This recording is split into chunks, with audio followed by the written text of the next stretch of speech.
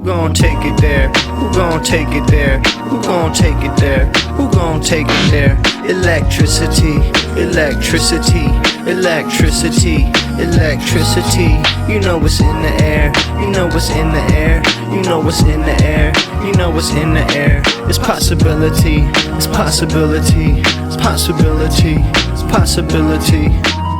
All right, so as I mentioned the other day, Hasan Piker has been getting some shit from the liberal flank from the liberal side of the political spectrum, because he said that he would rather vote third party than vote for Gavin Newsom.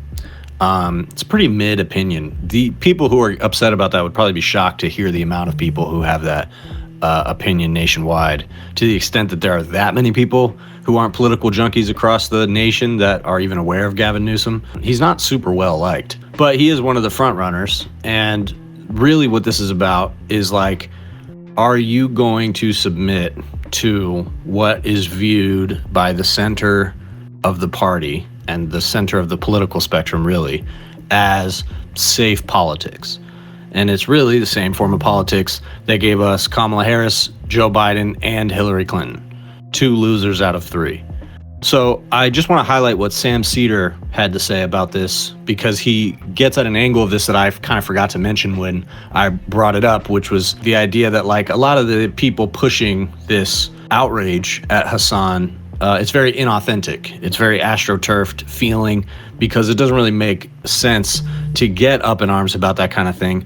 But you're seeing this more. You're seeing this kind of astroturfing from the liberal side of things, and it's pushing hard against the left flank of the party, the Tallaricos and the Hasans, even the vague concept of voting for somebody other than Gavin Newsom. So here's Sam Seder talking about that real quick, and then I'll get into some more of the dynamics there. Hasan Piker was on with Jennifer Welch. There's no Democratic nominee for the presidency, and there's no Republican nominee for the presidency.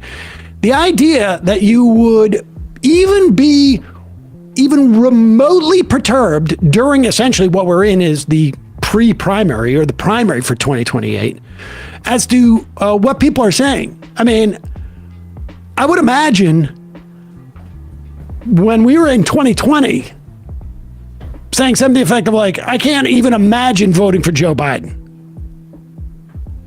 It is stupid. And what it does to me when people do that, I mean, obviously, yes, there's the hypocrisy about Chuck Schumer not voting for Zoran and Jeffries, like, you know, endorsing so late. I mean, all of that. It just goes to show, like, they don't even believe that stuff. Yeah. But in fact, I probably believe it more than they do. Probably Hasan does. But the idea that you would chastise somebody during a primary for such a thing gives away the game to me. Like, I am very late to the awareness of people being, and obviously now we have stories about how people are being paid online, influencers and stuff like that. I mean, I started doing this at a time where the idea of that was absurd. There was no even mechanism for anything like that. And so it never really occurs to me, but like, I am just shocked that there is supposedly this many people motivated about who you're going to vote for in the 2028 presidential election. Like, we're not even in the primary yet. It's a very weird reaction. Every day I read, there's another group out there funded by crypto money, whatever it is. Stories that Chuck Schumer is actually doing a good job recruiting Senate candidates. Really? If you see somebody bitching about Hasan Piker's answering of a completely hypothetical question at a time where, if you believe that primaries are important, maybe you don't, in which case I don't give a shit what you think, frankly. But if you believe that primaries are important, what difference does it, what he says now? I mean, and I'll tell you this: I've seen politicians when they hear that Hasan is in the vicinity, and the Democrat politicians, the way they want to be on that stream, they understand this. The people that don't understand this are people that don't want Hasan to have influence. That's it. And this is people. I mean, Hasan is a proxy for them losing another fight. Yep. Yeah. So, I mean, I think that's pretty much the most accurate view of what's going on here, is that you have a bunch of more moneyed interests, more corporate interests that are now setting up their PACs and groups and organizations and online efforts to essentially make sure that the centrist establishment, pro-business, pro-property, that line of rhetoric is continually represented in the public discourse, because people understand now that that's how it works. And, from all sides, like whatever the perspective is that you're trying to push, there needs to be kind of a constant presence for it online.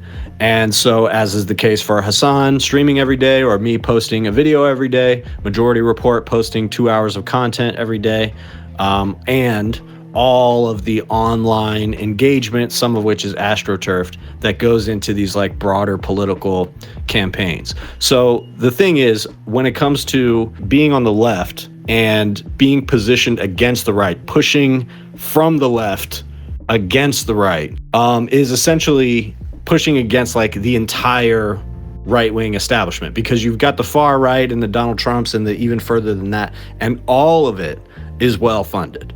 All of it is able to get money from billionaires, and even if it's like the Nick Fuentes wing of the party, there's a certain amount of wealth that people are willing to dump into that.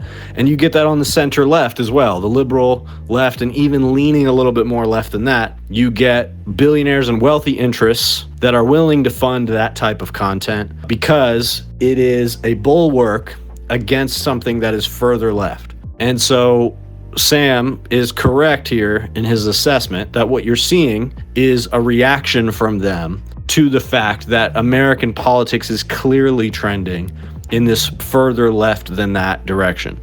And something that I cut out of that segment there is he talks about how people's perception of what it means to be liberal has changed. Like in the early 2000s, being called a liberal meant you were far left in terms of mainstream politics. Whereas now, that's not exactly what it means anymore. Liberal essentially means establishment, and it seems like the floor amongst many people, at least who are left-leaning by nature, is moving to the left. And the center of that base of voters is moving to the left. So you see a reactionary attempt using billionaire funding, the same type of money that's going through dark money projects, or the abundance movement just came out with like a huge amount of backing and like a huge political project. And part of what they're doing is making sure that they have representation online accounts or influencers that will just continue to chirp a certain message. And you're seeing an uptick of this, like I said, in Texas with Tallarico versus Crockett, and in a few other places, including here.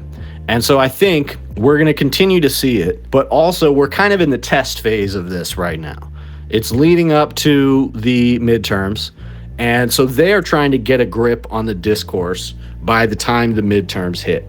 They want to make it so that Democrats can win some seats, maybe. I don't even think that the groups that are funding these type of efforts, I don't even think that they are as concerned with winning more seats in the Senate. Certainly not the moneyed interests aren't. They're not they don't really care about Democrats taking over the Senate, maybe winning back the House if they're more liberal leaning, but they're not the ones who want American politics to dramatically change. At the most, what they want is to kind of like wrestle power back from the Republican Party so they can get back to like, I don't know, electric vehicle subsidies and pushing forward on this abundance agenda to get a more liberal version of essentially deregulation is what they're going for.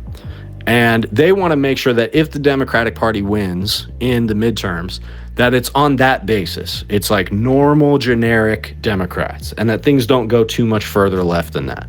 So currently the trends are not going in that direction. People's favorability, although in some polls you see figures like Gavin Newsom and Kamala Harris are the ones in the lead, even above somebody like AOC, who tends to attract more popular attention. But consistently on the issues, people are more left-leaning than the Democratic Party. And you see a bit of a shift in rhetoric happening. And on certain issues like Israel or the issue of ICE, you see a dramatic shift in what liberal and Democratic voters view as viable. Abolish ICE is suddenly a viable position amongst a lot of liberals. So the job of these centrist Democrat types is going to be to try to push back on people's impulse to go left and to honestly speak to this kind of catharsis that comes from just saying we need fucking healthcare. ICE is a terrorist organization and needs to be abolished. Israel is committing a genocide. These things are cathartic because they're true. It's true to say it. It's more true than most of the things that a generic Democrat can muster up to say. And so that's really what they're pushing back against. And the only way that they're going to be able to do that is the way they've done it in the past, which is to brand people who are speaking to those cathartic and openly, objectively true messaging points, branding those people in a way that makes them distasteful to like the mainstream section of the party. And so you're beginning to see that with Hasan. Hasan is an easy target because there's lots of controversies in the past. There's stuff that gets dredged up about him online all the time. It's constant. It's a constant stream of attacks against Hasan, as well as the fact that he is one of the most prominent voices when it comes to this exact position that he's espousing here that got him in trouble, which is saying, yeah, I'd rather vote third party than vote for Gavin Newsom. And Sam actually brings up an interesting point about that I didn't even think of, which is that Hasan lives in California, so it doesn't really matter who the fuck he votes for. That's exactly where you should vote for a third party. But I mean, the real issue is that it's his advocacy, right? Like putting it in people's heads that they should vote for third party. So when it comes to the liberal type influencers that are pushing back on Hasan and talking about how horrible it is that he would do something like this, they are the ones that have to play to this idea that there's no room for creative thought outside of this idea of voting for a guy like Gavin Newsom or whoever the fuck. And this has only been strengthened over the years, by the way. It's not like a brand new phenomenon, but, you know, with Bernie Sanders the first time, Bernie Sanders the second time, and then this whole disaster with Kamala Harris, the narrative has only reinforced itself, at least among those communities, that the important thing to do during an election is to lock in and vote blue no matter who, and that the centrist Democrat type, corporate Democrat type, is better, lesser than two evils, so obviously you have to vote for that person. So Sam is correct that it's very bizarre to be locking in on that narrative now, but the reason they're doing that is because that has been very narratively reinforced over the last several elections. And so people that are on the more establishment liberal side of this debate genuinely don't want to see another election go towards Trump because leftists don't want to get on board with a centrist candidate. However, it's very weird that even those type of liberals cannot imagine a different type of candidate than Gavin Newsom. Like demanding that people accept Gavin Newsom now and write off the idea of voting third party, period, it's actually kind of a sign of weakness, especially the third party thing. The fact that people are so upset about the fact that he said he would vote third party is a sign that voting third party, a meaningful block of the electorate voting third party, is a meaningful threat against establishment Democrats' hegemony. And we know this already because even though voting third party isn't what tanked Kamala Harris's campaign in 2024, because even with all the third party voters, she still wouldn't have won. But it was a sizable portion of voters, much more sizable than it has been in the past. So things are going further in that direction. And if Democrats want those voters, they're going to have to do something about it. So they're correct at the end there, and Matt's correct at the end there when he says that politicians understand this. It might not be Gavin Newsom. Who knows what the fuck he's thinking? Because honestly, Gavin Newsom would probably be pretty effective at running to the left. But his political connections and his political ambitions are not going to allow him to do that. He's not that type of politician.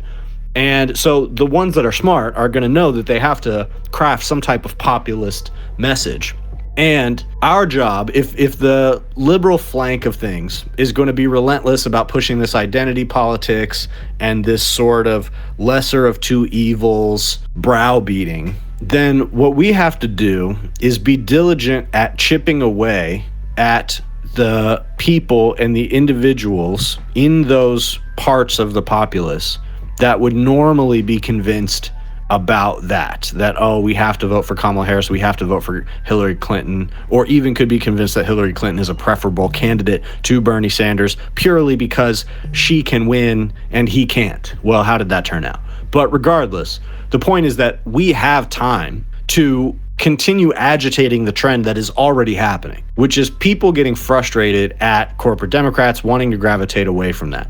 The threat is if the narratives that bolster the idea of Democrats being worse for a specific reason, like the Gavin Newsoms of the party, it needs to be very well articulated to the liberal base and the voters who are going to show up in a primary. It needs to be very clear to them what is bad about the corporate Democrats. There needs to be a very strong tie in people's mind between the Gavin Newsom style, Janet Mills style of Democrat and the like billionaire tech oligarchy. That's the thread that needs to be tied constantly over and over again.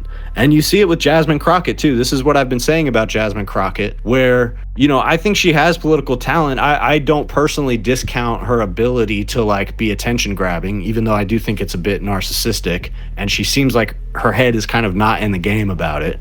But the thing is that she is not distancing herself from like the crypto interests and the corporate interests. And so she might be able to whip up some liberal excitement in a campaign.